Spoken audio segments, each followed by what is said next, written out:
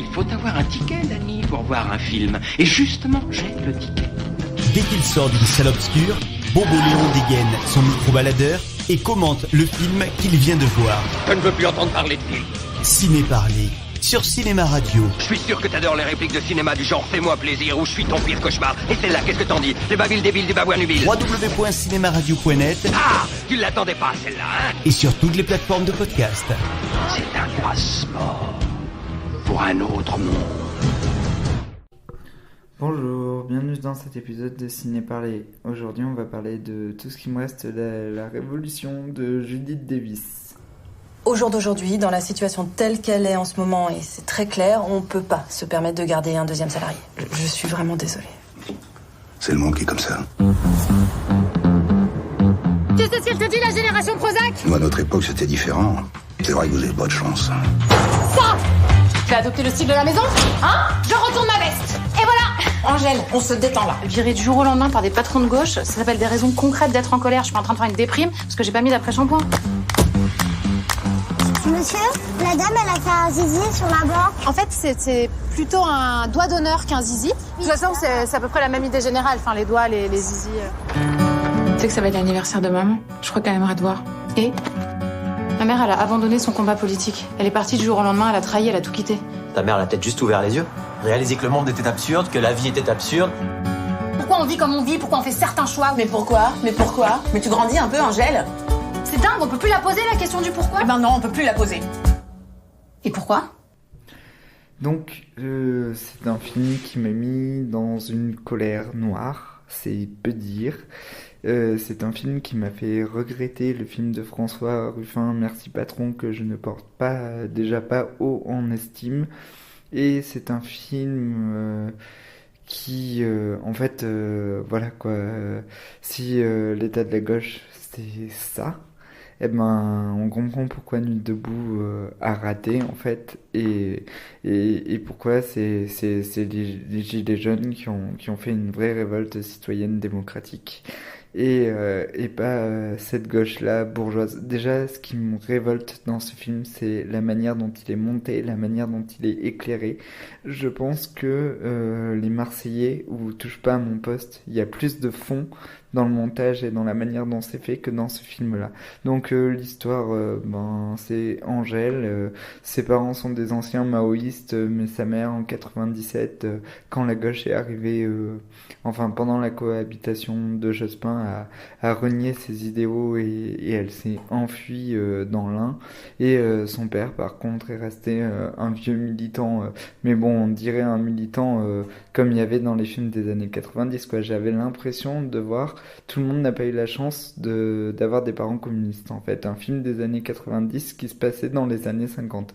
Parce que à aucun moment on parle des sujets d'aujourd'hui, à aucun moment on parle des rapports de race, et on parle même pas de lutte des classes dans ce film, en fait. Les gens sont tous de la même classe sociale, c'est des Parisiens qui vivent au centre-ville, dans des milieux assez aisés. Il y a un chômeur dans la bande, mais c'est tout. Et donc cette Angèle essaye de perpétrer l'héritage de ses parents en faisant des réunions dans une classe de collectif.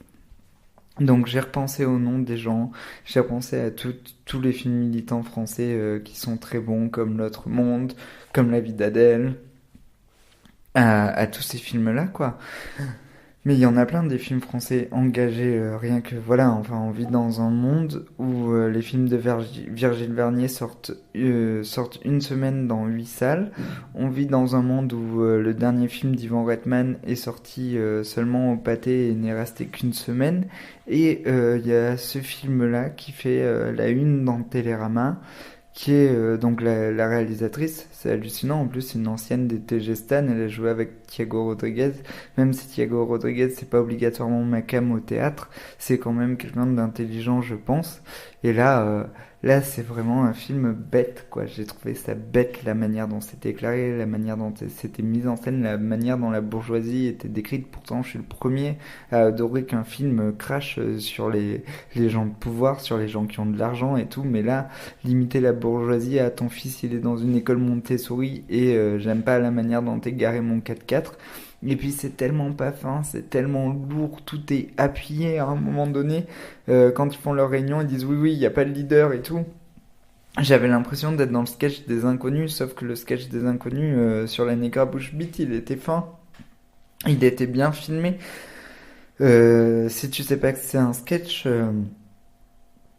tu peux vraiment t'imaginer que c'est un groupe de punk. Donc voilà, j'ai été très déçu par ce film, j'ai été très en colère. Je suis allé le voir parce que le sujet m'intéresse énormément, l'héritage des maoïstes, ça me passionne, mais à aucun moment on parle du comité invisible, enfin c'est nul quoi, à aucun moment on parle de militantisme. En fait le militantisme c'est on ne lave pas ses chaussettes et quand j'étais jeune j'étais établi dans une usine et c'est tout quoi. Même le Redoutable de Michel Hazanavicius, il y avait plus de pensée politique que ça.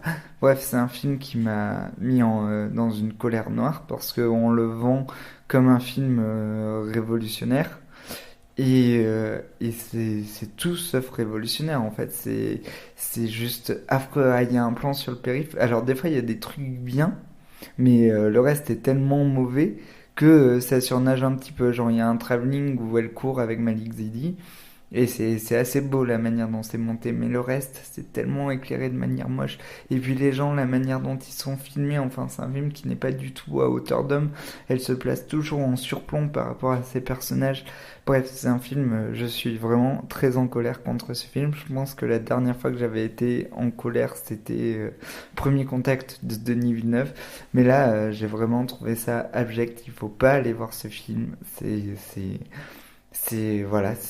affligeant que ça sorte quoi en fait. Je comprends pas que des gens aient l'indécence d'éclairer leur film comme ça et de filmer des gens comme ça. Et puis Malik Zidi que j'adore, mais qu'est-ce qu'il est allé faire dans cette galère quoi.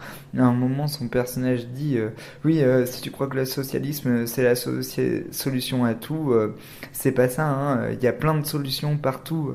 Ben super, merci. Réduire les utopistes et les optimistes à ça, c'est un peu niais quoi. Vraiment, enfin il y a tellement de choses